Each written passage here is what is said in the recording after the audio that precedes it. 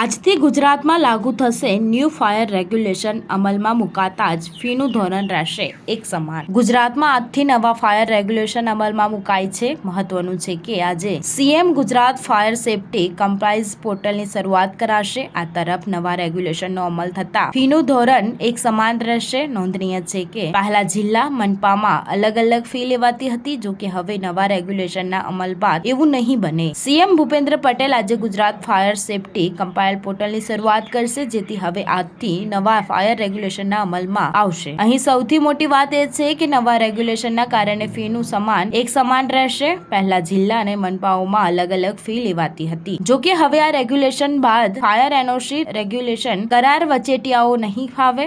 ગુજરાતમાં આજથી નવા ફાયર રેગ્યુલેશનનો અમલ કરાશે. સ્ટાર ન્યૂઝ 7 હંમેશા સચ્ચાઈની સાથે.